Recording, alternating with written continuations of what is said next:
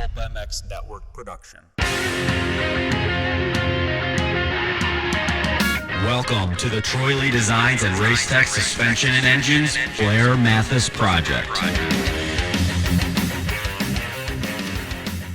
Welcome, everybody, to the debut show of the Troy Lee Designs Racetech Blair Matthes Project. Super stoked to start this off, and we're going to be here almost all year long, every single week, talking Supercross, talking motocross, talking SMX, and it's video form, it's audio form. We really want to thank the guys at Troy Lee Designs and Racetech for helping step up for this show. Fantastic guys over there. I've been working with Racetech forever. Troy Lee Designs, I mean, what else can you say about TLD that hasn't been said? They'll be at Anaheim 1 with the Ducati guys, I believe, from what I hear. I also want to thank our other guys, our big partners and part of this, Zool's Bags, Seat Concepts, Firepower, Maxxis, ASV Levers, Decal Works, and Alpine Stars Protection as well. And yeah, let's get started, man. We don't have a ton of time. Let's get fired up. It's my buddy, Daniel Blair. What's up, DB? It's time to start the project, Steve. About time, too, man. About time. We've been talking about this for a while, but I thought we should come right out and just proclaim why we're actually doing this. It's midweek domination. That's what we're looking for, all right? You Jasons out there, you Weege and Thomas, be on notice midweek. The project's coming, and the group chat's going to have to change a little bit, Steve, from here. Yeah, we are not stopping. We are not stopping until we take over the midweek. Midweek domination, boys. So Jason's, you're on notice, but no, Steve, I'm pumped. We have a great time every time we talk dirt bikes. So here we are. We're doing a show together. And what better time than week one? Anaheim. Let's go. I'm excited. Yeah, lots to get into. And I got a feeling that we're going to probably disagree a little bit here and there, which should make for some good video/audio. And I want to thank Kellen Brower. He's our producer behind the scenes. He's also going to help us with this fantasy game that we're starting. Obviously, there's Pulp MX Fantasy. Sign up. Handicap League, all of that. You and I have tossed around an idea. The loser's going to do something. We haven't come up with that yet. But it's just a simple game. Guess which riders. Kellen's picking them. Guess where they're going to finish. And we'll keep track during the year of the points, of the deficit between where we thought they finished to where they actually did. And yeah, Daniel. So we'll see who's a little better at predicting where the riders finish. I've been pretty good at some big calls, but I will be honest, when it comes to like little calls, like or little bets, gamble, whatever, I'm a pretty big hot mess. So you got a good chance to beat me, but dude, I get the big stuff right. That's most important. But the little things, we get squirrely, Steve. We get squirrely on the little stuff. Yeah, absolutely. And don't forget, we're gonna have codes to save with TLD and codes to save with our sponsors too. So please support them. If you like this show, let's say you hate me, but you love Daniel, and vice versa. Use the codes. Support us. You got to like one of us. I mean, certainly I have a lot of people, not really fans of mine, just different reasons. But I mean, Daniel, a lot of people like you. So just support us, My approval rating's a little bit higher than yours. Then again, you've been a little freer to speak your mind in the past. So you ruffle feathers more than I have, but I am free now, Steve. So maybe I'll join you in the party of being hated by Schmidt fans. So yeah, it's time to get a little risky, Steve. You're that guy, but hey, we're doing it together now. We're together. So. I am that guy, and I'm welcome aboard. Jump in, Daniel. The water's warm of hot takes and strong opinions. Swim along with me. You'll find out that not everyone agrees, and sometimes they get really angry about it. But listen, we got some breaking news to talk about here on the show. We got Anaheim 1. But let's talk about our topics, Daniel. Let's talk about... You sent some topics over. It's ridiculous, dude. So this is how we start the show. This is Steve's production. This is how he goes about things. Hey, man, we're in this group text. Kellen, we're going to get this all together. Let's get some ideas going. So I'm sitting there doing my thing, Steve, and I got ideas, and they're building up. And I'm like, these are good. These are perfect for me and Steve. And I send it to the group. And then you send me your list. One question on the list, which is, why did I leave KTM? It has nothing to do with Anaheim, has nothing to do with anything. I'm going to answer your question, then we can move forward. But Steve, this is not equal preparation. I'm just going to throw it out there. I put a good hour in the topics, and you had one. Yeah. That's listen, the news came through. You gave me a little bit of a heads up before you officially announced it, but you've officially left the Orange Brigade team. You were the amateur support guy for KTM, Husqvarna Gas. It's a great job. Probably paid a shit ton of money. You get to go hang out at the races, see all the moto mini moms, and you had some power, some responsibility. You were definitely someone, when I think of Ryan Holiday, I think of guys like yourself. You're on that level. Whoever Star has, stealing riders, them too. But you left it. You left the broadcast team a couple years back, and now Wygant's in that spot. What the hell is going on, man? What are you doing? KTM seemed like a good job. Outside of Star stealing your riders, it's a great deal. What happened? Well, Steve, breaking news: I am going to Star. Do you know how many people said that when I put the Instagram post up that I was leaving? They're like, no way.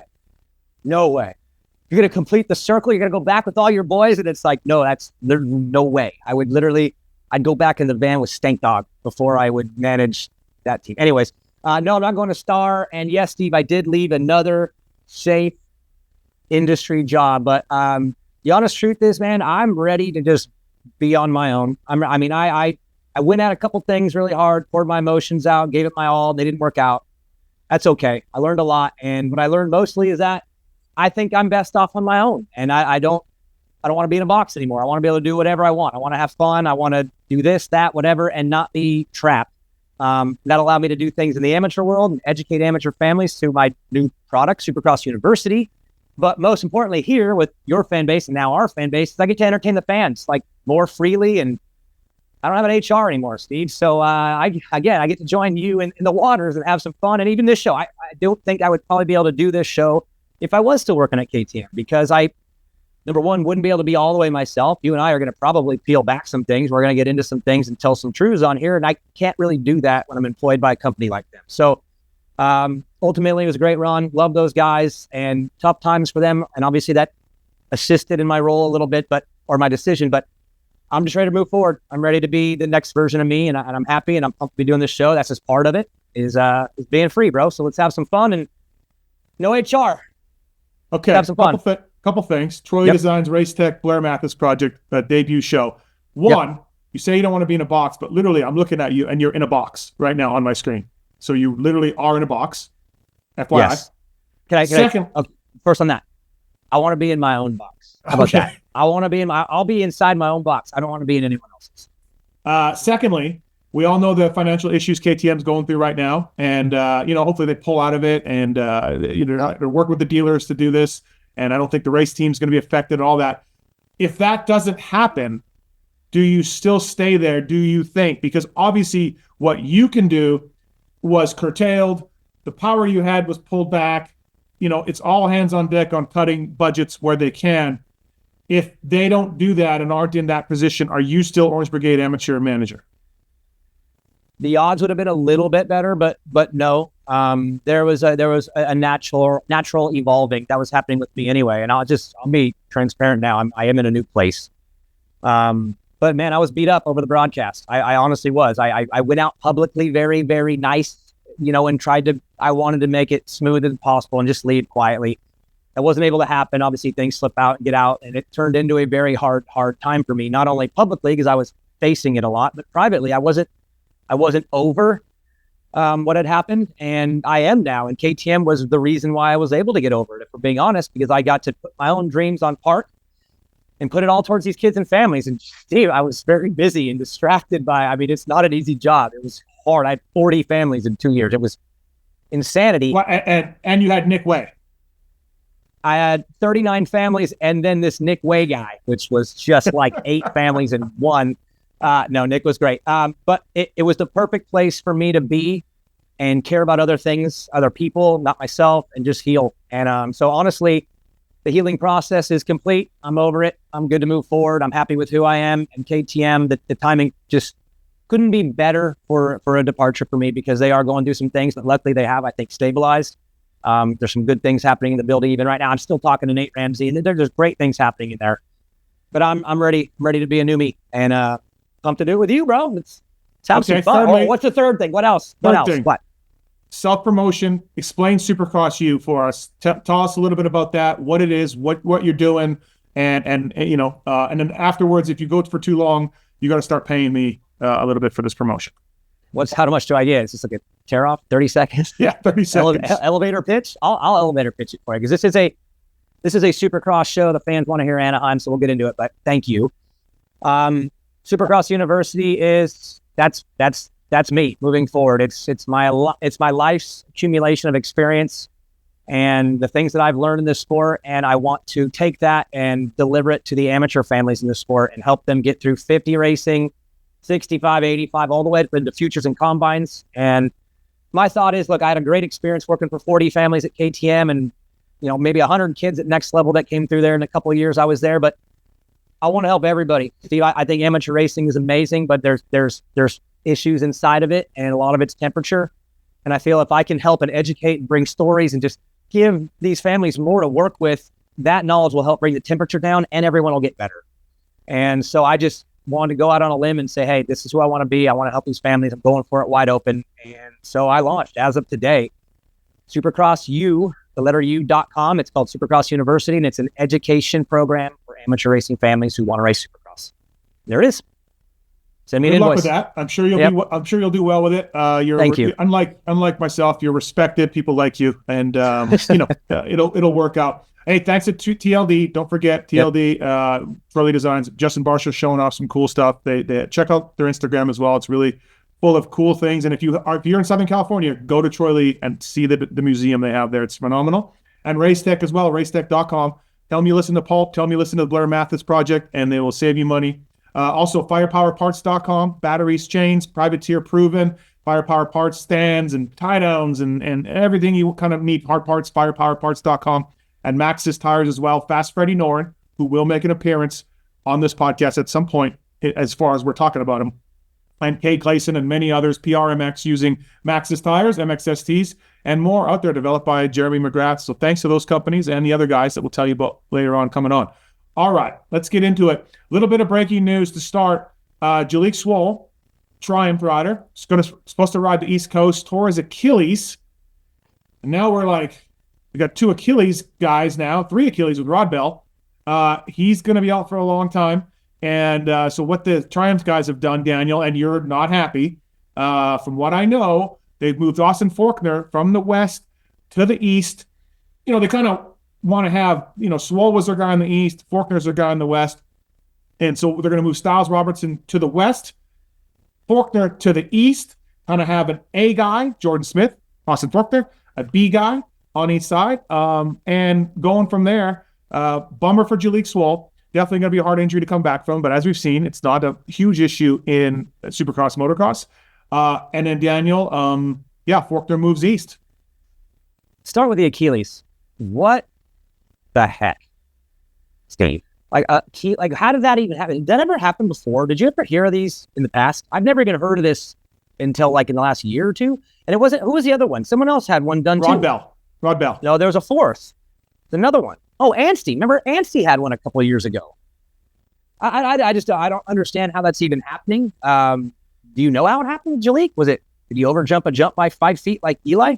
Yeah, definitely. It was, from what I hear, just a rhythm lane going long, and just kind of bottoming out. And what's funny is Alpine Stars Protection is on this podcast. Check them out: neck guard, neck braces, elbow pads, knee pads, that kind of stuff. But getting to the Achilles things, what these riders are doing when it comes to the boots, right? As we know, Alpine Stars is famous for, and it's not just the Alpine Stars. Some of these riders, and I'm not saying this for Jalek, but I know some riders out there, top-level guys, take the stiffness out of their boots, no matter what brand it is. They take it out. They want to be more flexible. They want it to be softer.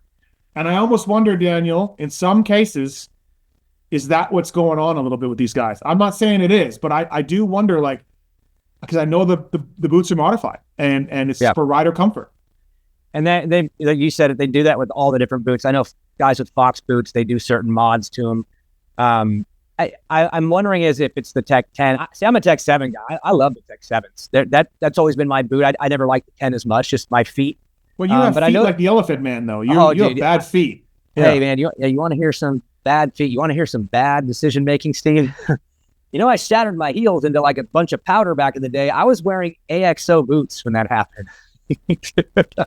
Yeah. Oops. Anyways, but no, I'm just bummed. I'm bummed for Jalek because, well, first I was bummed because he was getting pulled anyway because he had a crash maybe a week or two ago that I think maybe hit his head a little bit, so that was going to push him back anyways. But that's okay. He's going to be good by East because I was excited for him. Jalek's low key pretty good. He's kind of underrated. He's sneaky good. And then to hear this, that just sucks. And when you texted me that today, I was just like, are you kidding me? Like, that's just not fair for a guy who is, I think, in a year where he needs to do some good stuff and was primed to.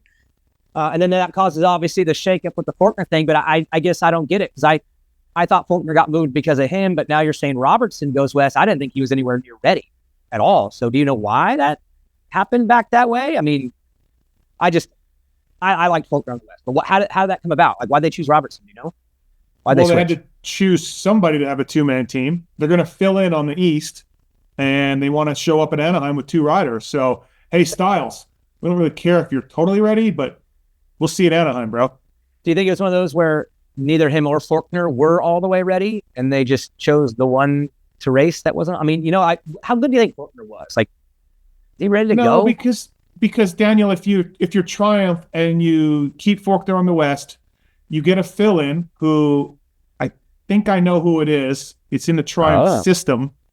So if you show up at Anaheim with a fill-in that's maybe not Supercross experienced and Styles Robertson, who missed the entire year, you're going East Coast. Are you hoping for a top 10? Do you know what I mean? So if you're so because of Jalek. So since Jalek's out, it changes what you do in the whole East. Now you need an A level there, where before Jalek could have held for. Is what you're saying. Exactly. I think if you're Jeremy Coker, Scuba Steve, Westfall, you're showing up at Tampa, and you're like, I hope we get a top 10. That's not really what you want to do. So I think Faulkner did need some more time, from what I know, testing. But listen, I don't even. Faulkner had a rough year, as we know, and he's going through a lot of things, and it's his first year off of a Kawasaki, maybe since he was on a P-Dub. I don't see Faulkner. Like, I don't see – this is a good move to me. Like, we have this 800-pound gorilla on the West Coast named Hayden Deegan, and Levi Kitchen, I think, can run with him and beat him, but I don't know who else. And, so to me, this is a good thing. Give Faulkner more time to get used to the bike, to test the bike. And on the East Coast, away from the 800-pound gorilla, he'll be fine. I think you're 100% right, and I do agree it's the better move. It's just not what I wanted. All right. I wanted Faulkner on the West because I want it as weird as possible for Deegan, because Deegan needs to be challenged. I think this is Deegan's year to break through all the way. He's already like a superstar. He's Hayden Deegan. But he needs to win the Supercross title, and I think he's going to do it. But I wanted it as weird as possible for him because I want it to be challenging and interesting, and Austin would make it harder for him, even if he's been off. I've heard a lot of people say, just give him time. Dude, I know someone who texted him recently and asked, like, hey, are you all right or are you good? He's like, no, I'm good. So to me, I wanted to see Faulkner get back at him a little bit and just make it tough. I want Jordan Smith on the West because they're not teammates anymore, and I know Jordan doesn't like Hayden very much, so I like that. That's weird. Levi and Hayden, they're weird right now, just their fake rivalry on Instagram or whatever that is. I think it's all silly. But I want Hayden challenged in weird ways, and Austin would have made it harder for him. And I want Hayden to be challenged all the way. And RJ's already gone, so I'm kind of bummed about that because I think RJ would make things a little stressful because he's just RJ. So I don't know. I'm personally bummed because I want to see Faulkner on the West. I want to see Triumph throw both those guys at him and just go at Deegan and make it fun. But for Austin and for the team, I get it. It's probably a better move. I'm just personally let down, Steve. I wanted to see him on the West. Well, all right. Well, write Coker an email and tell him that. I am. I'm going to be mad at Coker about this too because this is worse than Mitch. I mean, at least Mitch didn't say anything for 20 years. Coker, they put it out. They did it. I mean, I did my preview show already with Faulkner in the West. That's why I'm pissed. Yeah, listen, we did too. Me and the Jasons, we did the same thing. So we thought that was going to happen too. But you know how it goes. I know. Listen, I don't. No one's gonna really get in Deegan's way here. Levi can. I said that, but this is, when you talk about throwing Jordan Smith at him or throwing Austin Faulkner at him, like I'm talking. That's like saying, hey man. That's like saying, hey, I'm throwing Fast Freddie Norrin at Jet. Hey, Vince cost Jet. He jumped over him on a jump, cost him a spot. He also ran into the back of him. So listen, those guys can play a role, Steve. I'm just saying it can get weird. Vince got weird with Jet a couple times. So anyways, I want it weird. I want it weird for Hayden. I want him to be challenged all the way and then see if he can break through and be the superstar that I think he is. And he's not so, getting challenged all the way, dude. I know. He's not. I want it. Yeah. No. All right, Daniel. Next topic. Bring it up. Oh, it's my turn? Sure. Okay. I want to talk about bikes. And the reason I'm bringing this up is because I want your take on the past, because you were in the trenches. And I think that's important, like both of us, to share our experiences and where we were. And you do that a lot with the wrenching, but you don't share details that maybe I want to know. So I just want to let you know on the show, I'm going to be poking you for some of this stuff. So if you look at the math, you tell me if I'm just dreaming this up and I'm trying too hard or if this is real. But when Chase got on that KTM, it was a 2-year run with Cooper Webb before that, where everything was thrown at Cooper to try to find this Cooper thing, right? And make it right for him. And they never really did. And it ended on these weird terms, whatever. But Chase came in and pretty much had to start a little bit over or take what he had learned from the Webb years or what they had learned from the Webb years. So it was a little learning curve for him. At the same time, Jet was going through the same process where he had Kenny and Chase develop the Honda for a couple of years, mostly probably wrong from what I understand hearing, that I think they spiraled out of control on that bike. But when Jet got to it, I know they knew what to do to it. Dazzy had told me, like, I know the fix. We're going to fix it. And boom, like that, Jet and Hunter on that bike, and it was perfect. My question to you, just being in the trenches in the day, how much does that actually carry over? Like, do guys have, when Chase showed up, was he operating with the Cooper Webb playbook to start, or did they start all the way over? And was Jet starting with the Chase and Ken Roxon playbook that failed? From your experience, how much or carryover is that? Yeah, I think the teams have gotten a little smarter with this since I was there. And I believe a lot of these teams are like, hey, man, we're going to start with a pretty close to stock platform. And then you tell us what you think. We're going to add pieces on it, like a sundae. You're going to start with the ice cream, throw the nuts on, cherries, those little tiny almond chips. Now I'm getting hungry, but yeah. And so I think nowadays they start more stock. In my day, when we showed up, it was like, hey, here's McGrath's setup, like a Yamaha. They were like, this is what Jeremy McGrath liked. And trust me, it wasn't far off. The bike hadn't changed much. And then let you tell us what you think. So I think these teams are doing it differently now.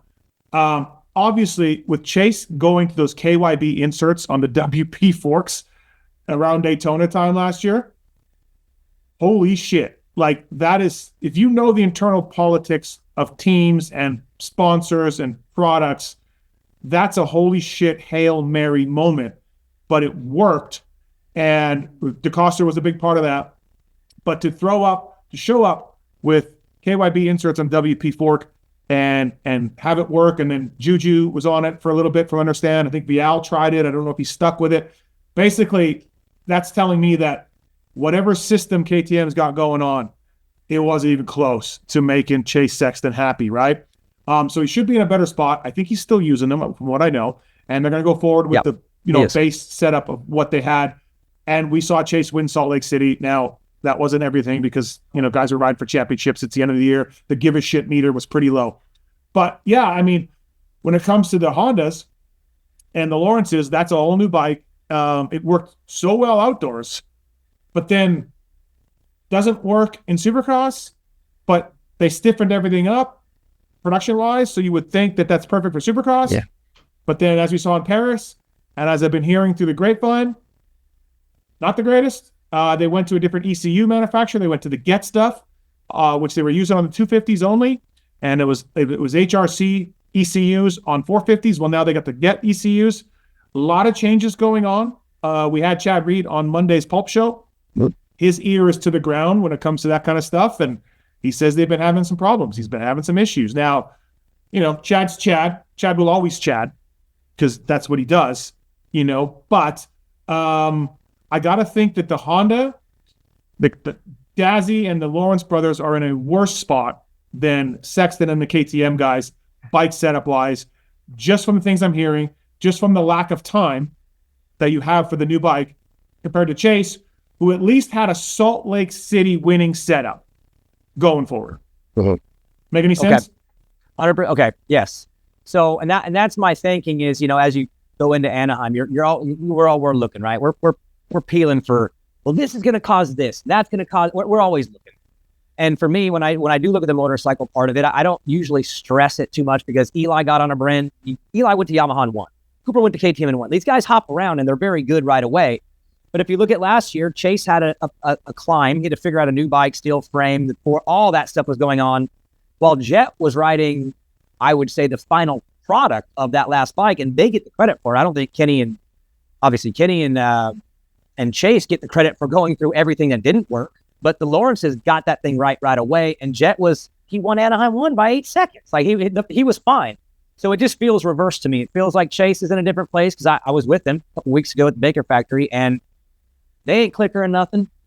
He's just doing his laps right around as calm as possible. And him and his dad, they're kind of gnarly, and they're just chilling. So he seems good. And then I'm hearing these phone calls that are like, yeah, Lawrence's are starting with this new bike and it's not going smooth. And I'm like, well, they didn't have that problem last year. They didn't have to worry about that. This is a brand new real problem that is, I guess we'll find out Saturday. It just feels a little bit flop this year for me with those two.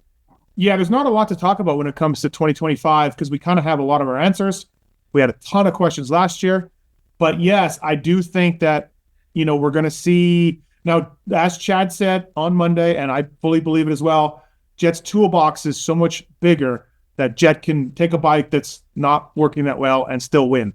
But how come all of these guys do bike setup, new bike. I've been on it for 5 months and I still don't know.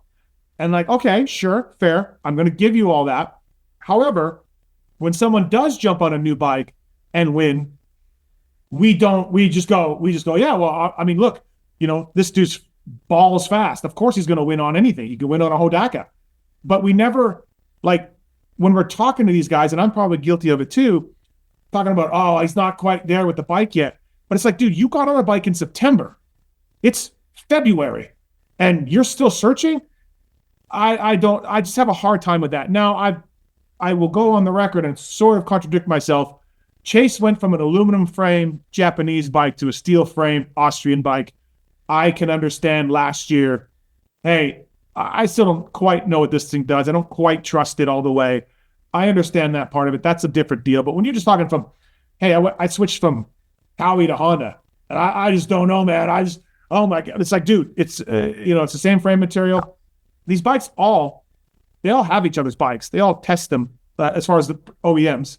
They all know what works, what doesn't work. So I'm always, Daniel, I'm the anti-bike setup guy in most cases.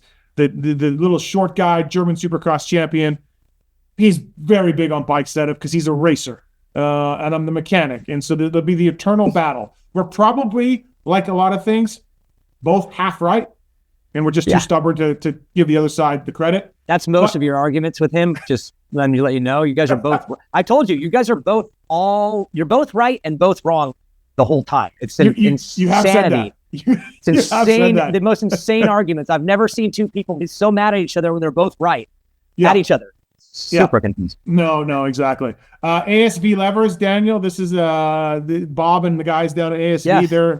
They're your guys. Oh, is it read time? Yeah.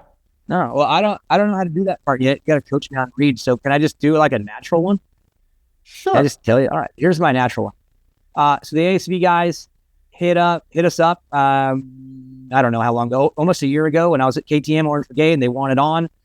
I said, hey, send us some stuff. Let my boys try it, because you don't just put stuff on bikes, these kids. You don't just do that to them. You got to make sure they like it.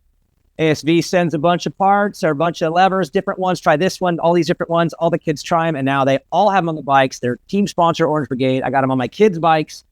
ASV stuff's awesome, number one. And number two, it's not just like one lever. They have like multiple different ways that you could go about it, like perches, levers. And so anyways, I guess my read, Steve, would be I'm a personal user, and I brought them on the Orange Brigade program because the company's awesome, Bob's awesome, and they're all about moto. They're heavily invested into being a part of this thing. So I'm glad they're on board, and that's why I'm wearing the shirt, and I'm an ASV guy. So there's my read. And Pulpamex, all caps, saves you at ASV, everybody. See, that's the part I got to learn. You got to get that. And Pulpamex 25, Daniel, at Decal Works. Decal Works also worked with them through KTM Orange Brigade. Obviously, great company, been around forever. I've actually ridden for them at multiple times, Steve, just depending on different chapters I was in, and always the same thing. Great people and great products. So I'll get the read thing dialed, but personal experiences today, and both companies are amazing. And I'll just say this, so I'll throw this out there, but if you're a company in the sport and you are investing in shows like this and podcasts, and vital. I mean, if you're throwing it at the industry, like, we need to reward those companies because they're trying to connect. And I think we should connect back. So ASV, all the sponsors that are on board, if you're taking the leap to invest in these shows and make these things all cool and help us do this thing, support those companies. They're all in. That's what we are. So, were you using Decal Works when you had the cape and yes. you were doing? Okay, that was the Wonder Warthog. That was actually one of my Decal Works chapters when I wrote the Wonder Warthog. Yes, just checking.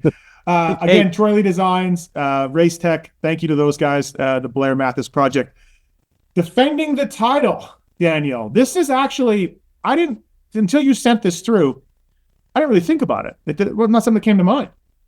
It is interesting.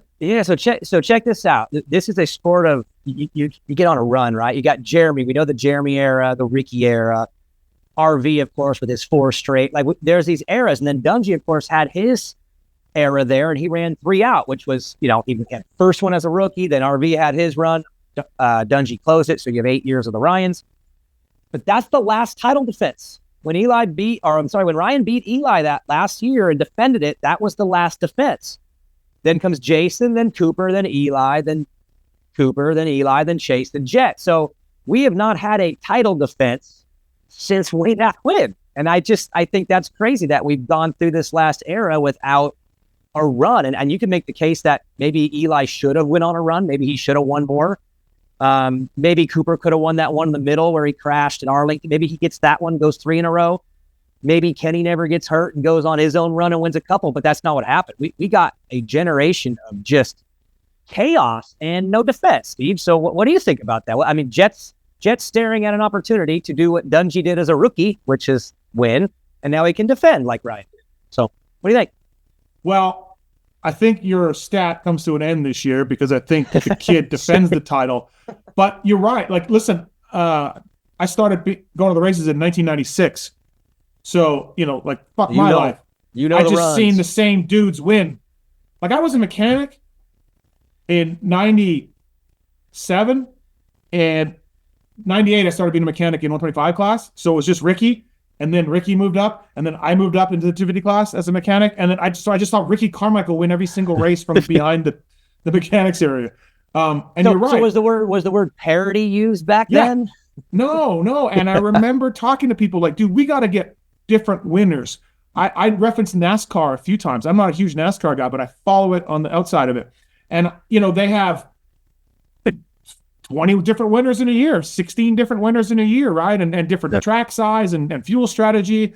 And I used to say to people, man, we got to get different winners. Our sport is being held back. I was one of those guys, our sport, my sport. I was one of those guys. Sport. But like, we got to get different winners so that everyone gets the glory. Everyone's interested sponsor-wise, and it's not just like, hey, the same dudes are going to win every week. In the Reed Carmichael era, those guys could fall down in the first turn and get on the podium, So we're not there. We have had different winners, and that's pretty cool, I think. Now, this Australian kid might go on a run here. Some called him generational, but dude, it's been really interesting because I'm with you, like, generally, when you got your setup, you got your mechanic, your dad, trainer, bike, you love the bike enough to win. Everything keeps rolling, and everybody's trying to get to the top of the mountain. You're there, and you're just rolling. And when you talk to past champions, I know you won a regional title, Daniel Arena Cross. Mm-hmm. But so I haven't picked your brain on this as far as that goes.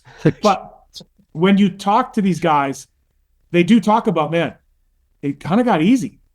Easy. I knew what to do. I knew the program. The confidence was there, but we haven't seen it. Yeah. Parity, man. It's been the word. And it's like, I remember a couple of years there at Anaheim one, TV crew gets together. Same thing we're doing now. You just get together, you start making notes on the storylines. And there's always been these two that always popped up. They're just the easiest to drop on Race Day Live, which is no one's defended the title since Ryan. It's a fun fact. But the other one is that the A1 curse. See, there was an A1 curse from Ryan Villapoto back like in 12 or 13 or something where no one could win the title if they won Anaheim. And just everyone who won Anaheim lost. And so Jet did snap that one last year. So that silly talking point that we just automatically went to every year, gone. And now we need to get this one gone because those are just the two easy ones that just say, hey, guess what? So one to go, Steve. If Jet does win this thing, we can get rid of those two talking points. Fine. Yeah, Jet's going to do a lot of Bury that. him. But it is true though. Anaheim won, and the first opener of the Nationals, you're just like, okay, I'm not going to take anything from it, or not going to take too much from it. I mean, the Millsaps Canard, Anaheim won. I mean, Davey did run it for a long time until the knee injury took him out. But you just think about these weirdo races like that, and you're just like, oh wait, like these guys are all going to figure it out. Yeah. Okay. Here's the A1 curse in its finest. Eli Tomac cannot race in January. He's bad at Anaheim, blah, blah, blah, blah, blah, blah. Smashes them at A1 in 2023. Smashes them. Like, yes. Smashes them. Right. And then guess what? Overjumps a jump by a couple of feet and tears his Achilles. That's a curse. That was the curse. I mean, what else was that? He barely overjumped the jump. I mean, he won Anaheim, Steve. He blew it. Yeah. I mean, Eli Tomac, just choker. But anyways, Jet fixed that one. We're good there. But now this Dungy's sitting there going like, man, yeah, anyone but Jet. So Tomac's interesting, and I think, like, obviously, look, I didn't think he should be on this nation's team, just because he came back and he wasn't on the level. It worked out that he was on the team and he rode really well. Yep. And going off what we know, SMX of course was good too. But I'm sorry, man. I'm a big fan of the history of the sport. And as you get older, you aren't as good. Now, Brayton still got him for the oldest Supercross winner ever. I think he's second. Eli is. But like, if he does this, he's going to buck 50 years of history. Yeah. Right? And last year, okay, coming off the Achilles, I get it. But he started in November, and we were still talking about him coming back from injury in March. And I'm like, wait, it's been 6 months. Like, he's okay. 6 months of anything. If I just did 6 months of tennis lessons every day, Daniel, or juggling. I want to be a juggler. So by 6 months of juggling, I'll be fine.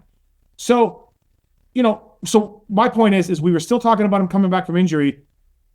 I was already past that. Like, I gave him the month of January to get back from that injury. And then I'm like, hey, he rides 2 days a week. He's doing 20s. He's doing 80 laps during the week and showing up on the weekends. So, and having said that, he won one race. He got on the podium a few times. So I know Des Nations is there, and he's a goddamn hero for what he did. That was awesome. And I know SMX was just SMX. I don't think he's gonna. He will win a race or two, and he will get on the box. But I'm sorry, man. If you think, in my eyes, I don't think he's as good as Webb, Sexton, Jet. He might not be as good as Hunter. We'll see. And then there's Jason Anderson and Ken Roxon. So I'm not a hater, but I'm down on Tomac's chances compared to other people. He is a legend. He's on the Mount Rushmore of our sport. But how old he is and what our sport did in the past, it tells me all I need to know. So, and now he's going to want to fight me. And now he's going to want to fight me. And he ain't coming on Pope no more. Oops. Him and Ombre. No, listen, I don't disagree with anything you're saying, because all that math is right and it's real. My problem is, Steve, is that I am so a fan of his now that I just can't get past that part of it, and I want him to do good this year so bad. So I'm taking. You know how it is. Like you can convince yourself. Daniel, I want a money tree in my backyard. Doesn't mean it's going to happen. Eli's odds are better than you had a money tree. I want to float down a chocolate river with whipped cream cans. Like, I would love to do that. It doesn't mean it's going to happen. All right. I know, but I want it to happen. So listen, I'm here. I'm going to sell you. Let me sell you on this. Okay. He loses a championship because of a ridiculous curse, a one curse. He loses the title, and that brings him back, right? I mean, obviously, if he wins that, he's gone, I think. So he's back. He's coming back. And obviously, I think that the ego took a shot last year a little bit. He had to get whooped around a little bit, and it was physical, but he had some moments, enough moments to make him think that he could give it one more go, and that's what he's been preparing for a while now, right? He came back to the outdoors, was okay. Charlotte was amazing. He was great at Motocross the Nations. WSX had impressive moments, wheeling into the wood. Like, to me, he is like fully charged, ready to go, one final shot, and he's going to throw everything at it. And that, to me, is what he's doing. Will it work? I don't know, because you're right. He's 31 years old. He's had an injury recently. Father time's real. He's got 3 kids. Like, the responsibilities of life are going to add up. But if you are him and you're that good and you have singled out this year, because I think he's been pretty clear now that this is his last full season, and if you were motivated by someone, which I truly believe, I think he's motivated by Jet. I think there's a Jet issue there. I think he wants to beat Jet really bad. He's got a bone to pick. And I think he's going to go throw everything he has at it one final time. And I believe for 4 months he can do that. So I'm buying in on the fact that he's going to be really good this year. I don't know if he wins it, but I'm higher than you by a long ways, I think. Because I have him equal with Chase as the number 2 guy as a threat to Jet. I have them equal flip a coin. Okay, first of all, he's 32, not 31. Oh, then never mind. I changed my opinion. He's out. He sucks. My bad. I thought we had one more year. Wikipedia says he's 5'9". That dude towers over me, so he's not 5'9". Eli Tomac. Eli? So maybe Wikipedia is wrong. When you say he's going to throw everything at it, I'm going to give you a little newsflash. He throws everything at it every single race. I agree. It's not going to be extra throwing at it. That's like saying, here's what I mean. Okay. Here's what I mean. Okay. If you are motivated for something, you go all in. And he's gone in how many times now? 25 times he's gone all the way in on everything. But when you know it's your last year, you're highly motivated, you have a specific goal, which I think he has. I think it's a little bit different. And I think that he could probably make the agreement with the wife, the fam, and say, hey, this is it for me. I'm going all in. And I could see him cutting all distractions and being the most elite version that he's been in a long time, which is what it takes. And that's what I mean. I don't think we're going to get a 95% Eli. I think we're going to get a 100% version. And what that is, I don't know, but I think it's going to be close. And I think he's going to sustain it for 4 months. We got Kellen jump in here. Kellen. He's going to sustain it for 4 months because it's the last hurrah. So that's my What's up, Steve? Do you think Tomac will be better than, and I'm talking over the course of 17 races, he will be once in a while, of course. Do you think he'll be better than Cooper Webb, Chase Sexton, and Jet Lawrence? I think he has the potential to, yes. Of course he's got the potential to. He's Eli Tomac. I think based on what I've seen from him this offseason already is reason enough alone to believe he's going to be better than he was last year, which then suggests that he will be a lot further along from the start than he was at the beginning of last year, which means he'll fight those guys. Let me ask you this. I'm not a big Rocky guy, but did Rocky win his last fight? Did he win the last one? What you meant by his last fight? No, he did not. I don't know. He didn't? He did not. If you count Rocky 5 when he fought Tommy Morrison in the street, he won that one. Now, if you go back to when he fought Antonio Carver, I think Carver, it was the real boxer guy, when he came out of retirement, he lost that one, but he got the respect of thousands in the arena. And that was it? Yes. Okay, so that's okay. Then never mind. I was going to try to make a cool point, but I'm out. Okay, so also, this is the first episode, but we're going to look for a new producer, one that agrees with me. Oh, I have to be a yes man to do this one? Yes, we need one that agrees with me. Okay. See if Moser's doing anything. All right, I'll go find him. But okay, so yeah, I believe. The Jasons, partly because they're going to have to talk to him, don't want to say anything, but they're higher on Eli than I am, and I like Eli. He's awesome. He's an all-timer. Like I said, I think Chase will be better on the bike this year. Yes. And then I think Coop is Coop. He's just a dog. And then I would even like Hunter Lawrence by the end of the year. Hunter was awesome. So, I just, man, I don't know. All right. Agree to disagree, Steve. Okay. Fair enough. I'm all in. And guess what? He'll be on Main Event Moto next week. How about that? Maybe so. The one thing I do like about Eli, like I talked to him in Vancouver, him and John, for a while, and then they have a hilarious mountain bike racer guy that is like loose. And he's buddies with John and Eli, and they laugh at him all the time. He was in Vancouver too. I forget his name.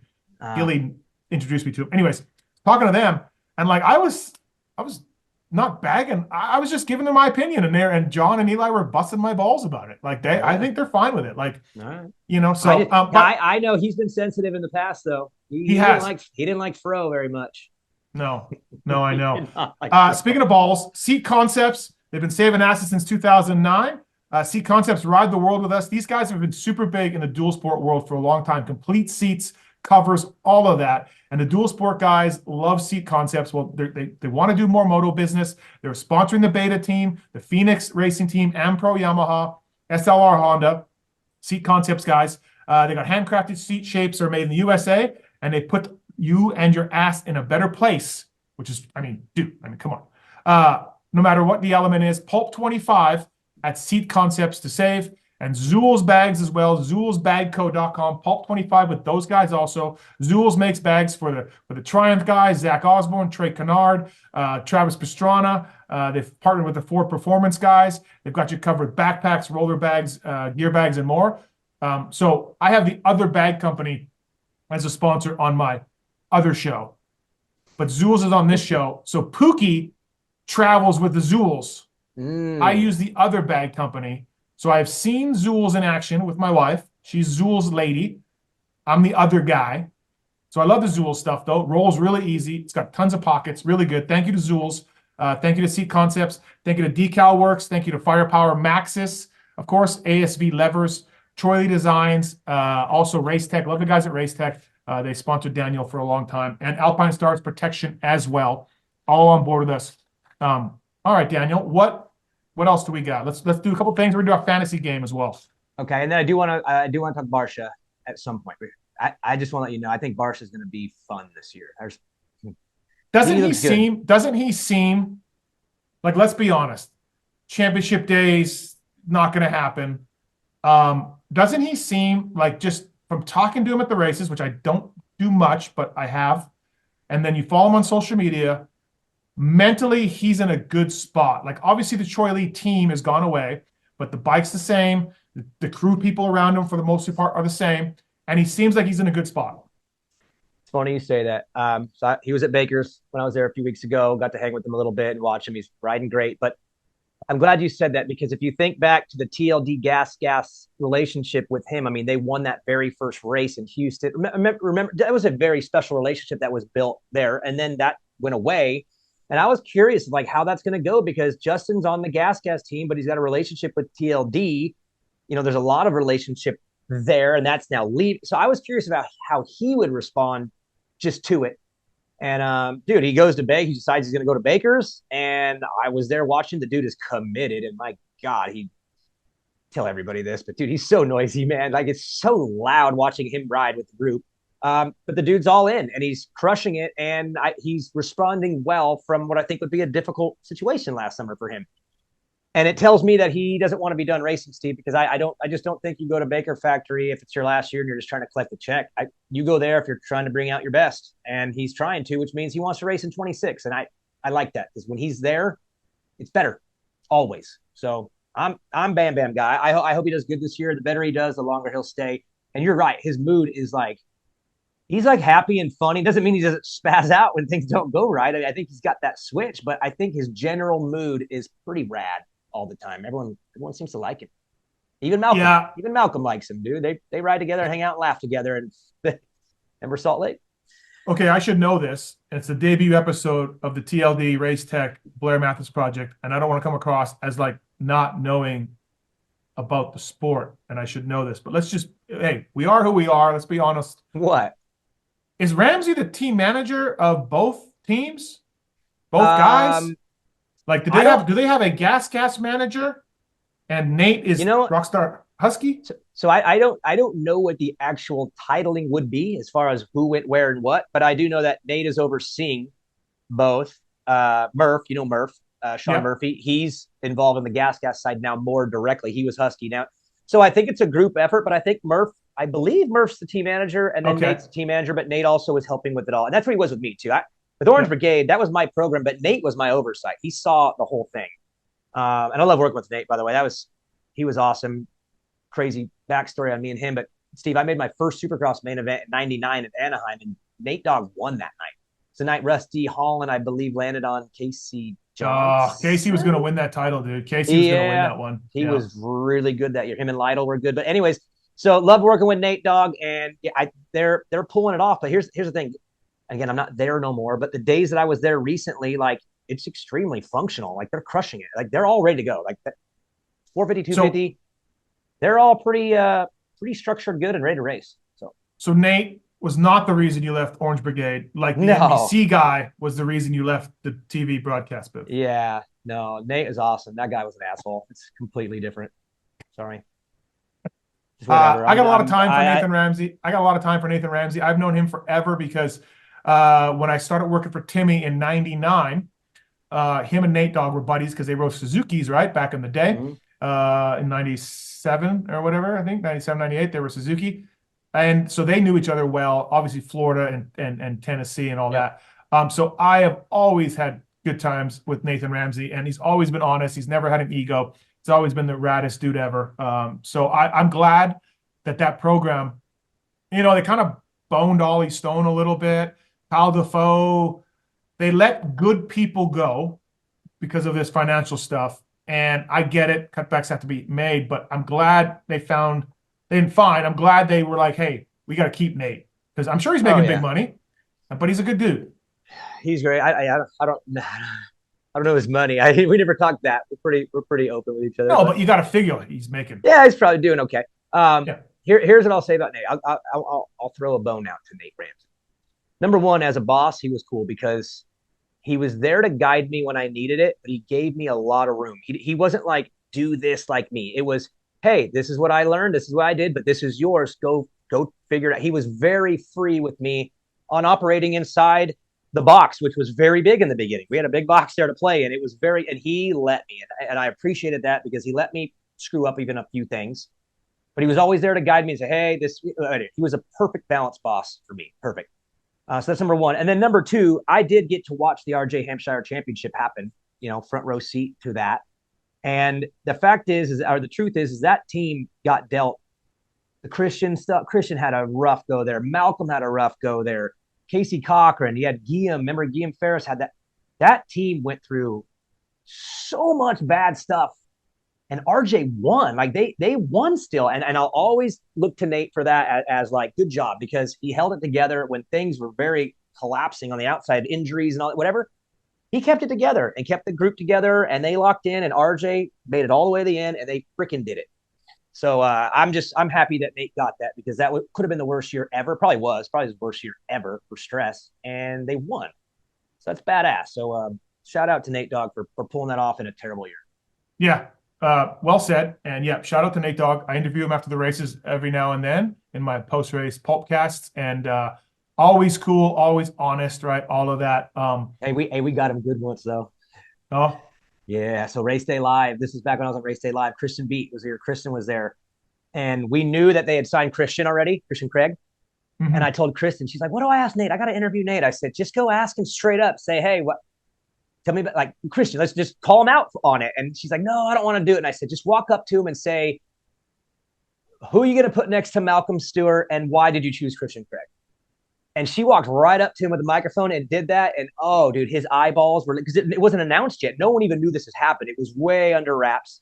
But Kristen just threw it on him in the moment and caught him off guard. And he kind of danced it really good. And so when I ended up getting the job, I told Nate, I said, "Hey, I just want you to know, man, that was on purpose. We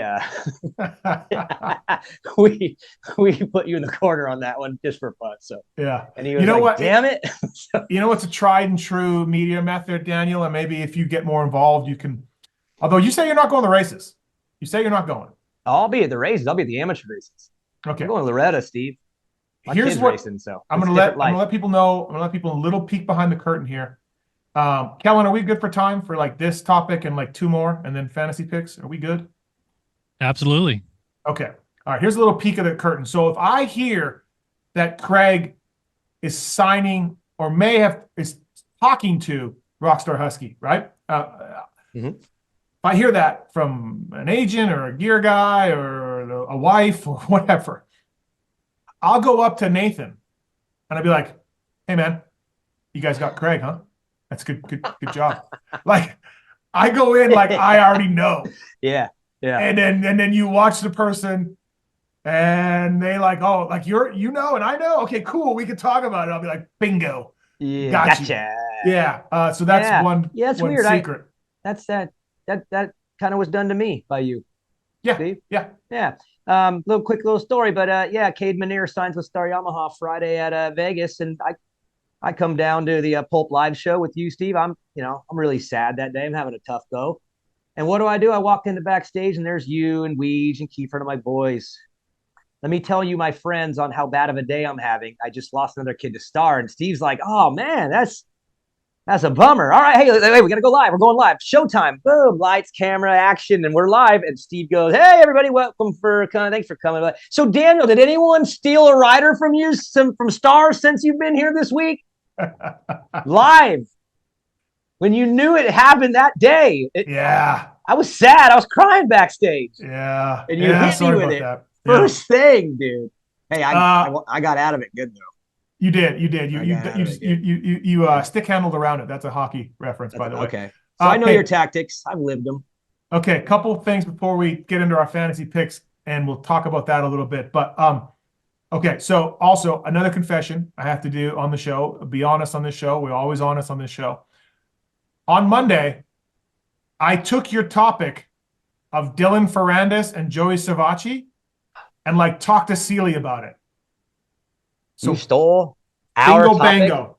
Yeah. You stole our topic? And you gave it to Cole? Because it's good. It was a good one, and I threw it to Sealy. And I think JT was on the line also. So we batted the Savatgy Ferrandis thing around because it is an interesting topic. Two factory guys, privateer Hondas, both want to get on the gravy train of factories, and both, one guy with the Urives Honda team, and it used to be Firepower, not anymore, and then one guy on the Phoenix Honda. So I already weighed in on this on Monday Night Pulp Show, but Daniel, it's a good topic. What do you think? I think that I'll be giving you my list of topics on Tuesday mornings moving forward. Start there. Because this was a good one that I was excited about, but it's okay. No, I think it's just fun. I mean, I look for those kinds of things. You know what I mean? Like weird little things to look for. The story inside the story inside the story. Those are fun to me. And to me, I'm looking at Dylan and Joey, and they're bad dudes, but they're like super privateers. You know what I mean? They're not on the factory team. I'm sure they're both getting maybe whatever, some Brayton type stuff here and there, maybe. But dude, that's a pretty equal battle. Like I actually, because I think Joey's super underrated. Like, I think he's better than anyone says. He's had the weirdest career of all time.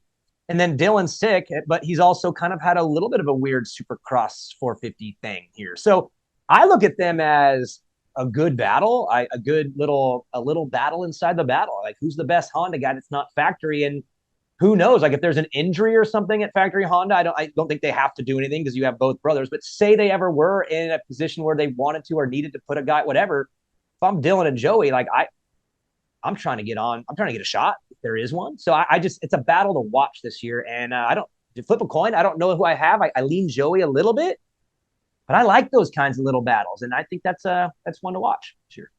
Nothing says don't take Anaheim 1 as gospel. Then there was the opening 3 or 4 rounds last year. Dylan Ferrandis and Hunter Lawrence were going at it.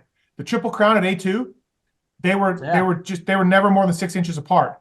Yeah. And by the end of the year, Hunter Lawrence is leading laps on the podium and almost winning main events, and Dylan is where he was. So nothing will tell you more than, hey, watch the opening rounds, but don't start running to the hilltops and screaming. Yeah, than the Dylan Ferrandis, Hunter Lawrence battle of last year. Kellen, where do you at with Ferrandis, Savatgy? I think it's an interesting topic to debate between the two of them because I feel like one is kind of coming down in Dylan a little bit from his peak, and Joey's trying to ascend back to a level in which he was at before. I think that Joey's riding a little bit more of a high of late, and because of coming off of everything that happened in Australia, WSX and stuff like that, he's going to feel a little bit froggier from the beginning, whereas I think Dylan's going to take a little bit longer to get going into the season, and I think because of that, we may see Joey have the upper hand early, but Dylan maybe start catching him mid-season. But for now, I would say that Joey's probably the more talented, faster, will get the job done on a more regular basis guy between the two of them. Okay, take this topic and also discuss it on LVK. Okay. Just to complete complete the thing. And Daniel, if you could give LVK some topics to talk about too, that'd be great. I'll let you know. No problem. I got a big list here that are not going to you. Okay, last topic before we get into our fantasy picks. This wasn't on the list, but you made me think about it. Someone who was on the inside of the broadcast, obviously on all levels for a long time. Dan Hubbard, no longer with Race Day Live. Like Dan, not always perfect at the job, but lots of enthusiasm and a very nice guy. Dan, they've moved on from Dan Hubbard. By the way, can we just talk about how insane it was that someone at Supercross said, let's have Daniel throw it to Hubbard one year. We just love Dan.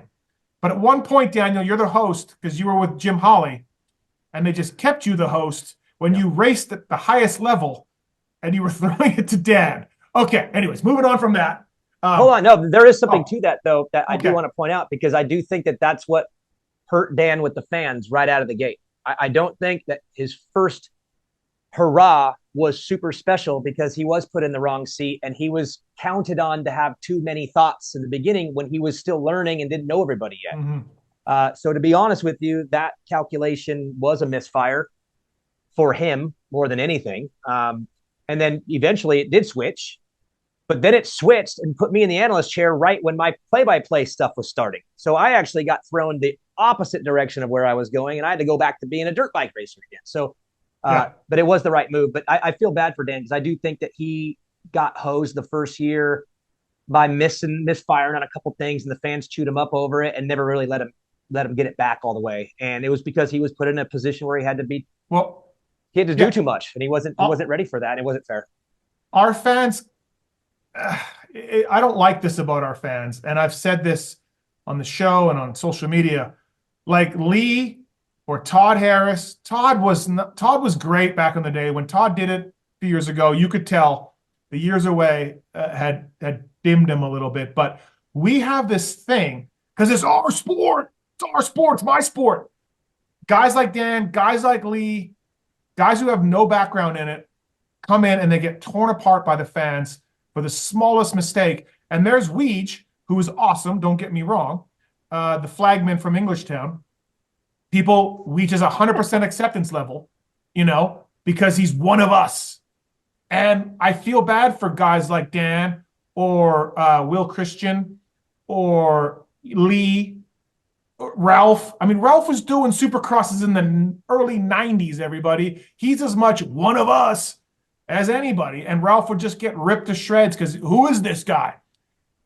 And they all have their faults and everything else. I'm not saying they're all awesome, but man, in our sport, if you don't have that, if you come in from the outside, our fans will tear you apart. I don't like that. I don't like it either because it's negative, and I don't like negative. Naturally, I'm just anti-negative. But at the same time, I do understand where they're coming from because I've been told a lot. Obviously, Steve, over the last year or so, I've had a lot of fans approach me with opinions on things and have questions, and so I've been able to talk to a lot of fans, and I can tell you what the issue is the fans of this sport are all in, like, they're as crazy as, I mean, if you're listening to this show, it's because you are all in and you love it and you're all in. And I think our fans expect that the broadcasters be all in like them. And when you have guys that are from the outside or not from the core or don't live it every day, it can come across less authentic. And our fans see through that. So, and they probably see the frustrations with maybe people being in a position where they think maybe someone else should be in that position. Obviously lived that, and I'm watching it happen again right now in my belief with Weege. This is my opinion. But I think our fans are core, like diehard core, and they want an authentic call from someone that's core like them that knows every nuance. And when they don't get it, they're mad. And I personally don't blame them. And we're going to bring Kellen in again. Kellen is a fan of mainstream sports like I am. And Daniel, you are too. Does anybody know the difference when you switch on an NFL game? And Kellen, I don't know if you're that big in NFL, but Daniel is. I couldn't tell you. Obviously, I know Kevin Burkhardt because he's with Tom Brady. And I know Bob Costas and, the Al Michaels. But the play-by-play guy is as anonymous as anyone week to week in the NFL, and no one rips those guys apart because, again, they're just calling the action. They don't really have an opinion. They're going to throw their questions to the analyst, to the expert, which is what Lee does and what Ralph did. Ralph maybe sometimes got a little over his skis, but, who cares? These guys, they're just directors. Wygant, Lee, Ralph, they are just directors to the next spot. And Kellen, it's weird how in our sport, those guys get torn apart. But in mainstream sports, you're like, whatever. Yeah, the guy's just doing his job. Yeah, I think with those, the only thing I can point to is maybe it's just like things are happening faster, so it's easier to do play-by-play pitch versus with Supercross and motocross, things draw out a little bit longer. So if you're the play-by-play guy, you have to set up a pass or you have to set up something happening on the racetrack, and maybe you start interjecting slight opinions into that. I don't necessarily think that that's fair criticism, but I see that as a difference in which, basketball, it's a 24-second play. Baseball, the maximum amount of play is like a 20-second play. Football, same thing. Whereas Supercross, they've got to try to fill space for multiple minutes at times to then pitch to, hey, what just happened in that pass or what just happened in that moment to the expert analyst in that situation. Okay. All right. So back to my question. We got sidetracked here on the TLD Race Tech Blair Matthes project. Daniel, Race Day Live, no Hubbard. We love JB. We love AC. JB looks like he's going to take more of the post role, the throws and ins and outs and all of that. And Adam is the newer kid on the block. Now listen, Daniel, I know you're friends with both these guys, but I don't care. Is this going to work? What's the thought process? What's your thought of the new Race Day Live? I think it's genius, actually. Jim and I were two racers, and we worked together, and that was fun because I was a racer, but I was the host, and he was a racer. So together we were two racers calling the action, and that was cool because we saw it different together. This is like that on steroids. We're talking Brayton and AC. All right. If you got me and Jim, we're bringing you some good racing content. Arena Cross champ and one of the raddest dudes from the 80s. Well, JB and AC are going to bring you something current, and they're going to bring you something way more deeper. They're both really good analysts, in my opinion, as far as being able to take things a layer deeper than the surface. So I don't know about you, Steve, and I don't know about the rest of the fans out there, but I am like extremely happy that they did this. And I think it's going to be awesome. And I am their friends, but I'm also their friends because they're like me, man. They're all inners. They care nonstop. It's all day, every day for those two. And I talk to them all the time, and they really live it, breathe it. So I can't help but be on board with people that are like that. And I'll always gravitate to the guys that are all in on the sport because I'm all in the sport. And I love it, and I live every minute of it, and they do too. So for me, I can't help but be all in on them. And obviously, you know them both very well too. Super smart, very, very good communicators. I don't see how it flops. I don't see how it does anything but nail it out of the park, to be honest. I think it's going to be awesome, and I can't wait. I really can't. Props to the Feld guys for making Race Day Live a whole lot better than it was when it was the advertorial part where it's like, hey, let's have the VP guy on.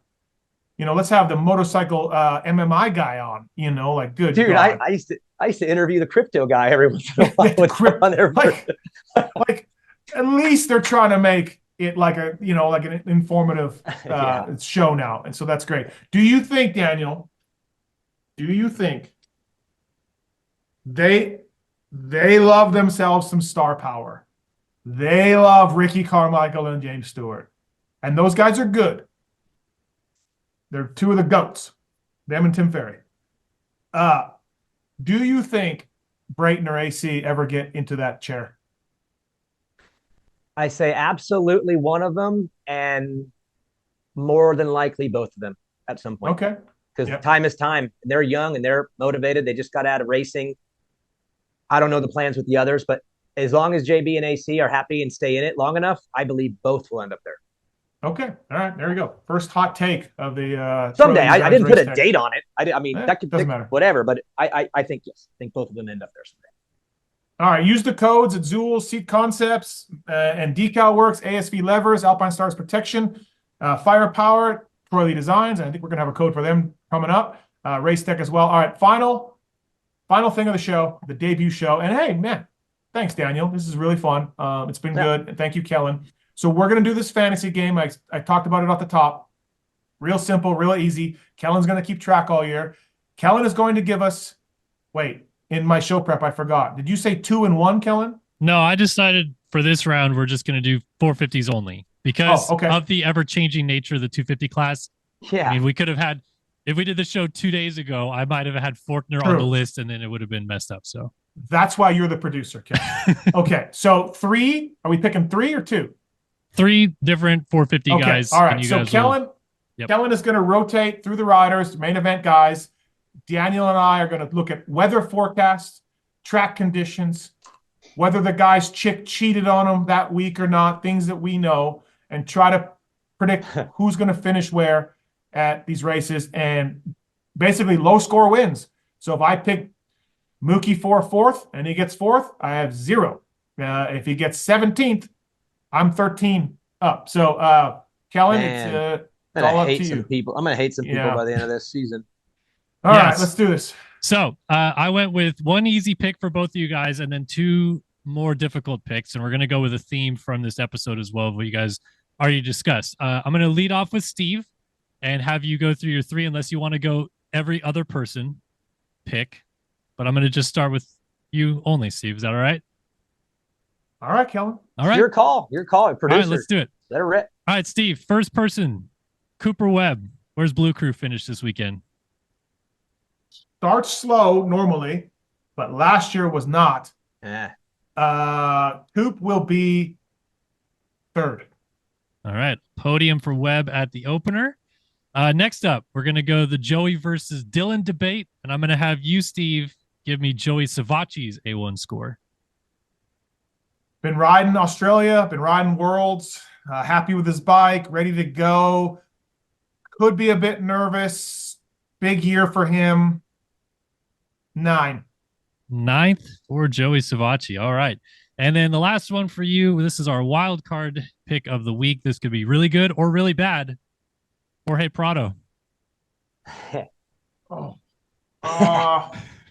That's a wide range, man. It is. It's a wide range, and screw you, Kellen, for giving me that. Yeah, and I hope that's good. I hope you and Daniel aren't in cahoots from show 1, because that's bullshit. If he gets Jet Lawrence, I'm gonna break my computer. You literally, I think, fired him at the beginning of this show. What do you think? What do you think's gonna happen, Steve? I did. You set yourself up for this kind of Okay. stuff. Yes, we're in cahoots. Duh. Okay, Prado. Opener. Dry. The opener last year. 7th. Wow. Whoa. Okay. Whoa. A bold pick there. I like it, though. I like going out on a limb with that one. He was 13th at the opener last year. I don't think he's finished top 10 in the dry yet. Yeah. There we go. Wow. All right. I'm about All right. it. DB, your first pick, the easy pick. Chase Sexton, where is he finishing this weekend? Let's go 2nd. All right. 2nd for Chase. Yeah. And then the other side of the Joey versus Dylan debate, give me Dylan Ferrandis' score at A1. Yeah, this is my Prado. I'm like, because Dylan's a 2-time 250 Supercross champion, so I always want to remember that. But the 450 stuff has not been as good. 11th. 11th for Dylan Ferrandis. That's literally what I was thinking. 11th. I was Yeah. Great minds think alike. Yeah. And Your Joey 9 is about right. That's what I put it with the Joey 9 too. And the Honestly, last I think 9th came to mind because didn't Joey, before he got hurt a few years ago, he went 9-9-7-9, or it was something like that. He started weirdly good, in the single digits. Yeah. Yeah, I do remember. Yeah. All right. And the Who's my last last one one? for you. This one could be a bit of a wild card. Justin Hill. What we got for Jay Hill? Oh. Nice. Thank you, Kellen. Thanks. First or DNQ? No, let's go. You ready for this, Steve? I know you love them Hill boys. I'll go 10th. P10, Justin Hill, the opener. Does he have a new wrap on the truck? No, and I think they're still riding 2021 bikes, and I'm pretty sure they're all black plastic. Okay. I don't know what the look's gonna look like, Steve. I know it's a big thing for you and that team. You have a really hard time with their wrap on their truck. I know. But Daniel, Ted Tedder is a billionaire. Honestly, Hampton Tedder Electricity. He's got so much money, and he could write it off. Just change the graphic. He wants his riders hungry, man. He wants them fighting for more. He's got his whole family on the wrap. He hasn't had his family at the races forever. They watch the races from a yacht, but the truck's got a freaking wrap from 06. All right, but I got Justin Hill kicking ass this year. I'm sneaky, but Hill's gonna get 10th at Anaheim, so I feel good about it. All right, there we go. And Kellen, you'll keep track of these for us, and we'll figure out some punishment for the loser down the road. But awesome, man. Well, hey, thank you for watching and listening. The Blair Matthes Project, kind of the obvious name. We had a bunch of people suggest it. Really came rolling off the tongue. There was so many bad ones too. There was so many bad ones, but I appreciated the effort on a lot of them. But yeah, this one was the simplest, made the most sense, and it was just like 5 or 6 people all said it. I was like, yeah, it's fine. Yeah, that's gonna work just fine. So no, it's good. But yeah, you Jasons are on notice. Just to remind you, the group text is going to be a little different from here on out because we're coming for you. Yep, I'm glad the common man, myself and you, Daniel, right. even Kellen, the elitists, the TV stars. Yeah, that's right. You know, they'll be on notice. Hey, what's our group text called? What do we call it? Sellouts. Sellouts. Which you were. I was the first. I was when the group was named, you were a sellout with them, Daniel, and then you've left. So we're the outsiders now. It's great. SMX outsiders. Right. Well, hey, again, thank you to our partners. Yeah. Thank you to TLD and Race Tech. And Kellen, thank you. Appreciate everybody watching and listening. And yeah, same time, same place next week. We'll be here. Thanks, DB. Later. Thank you.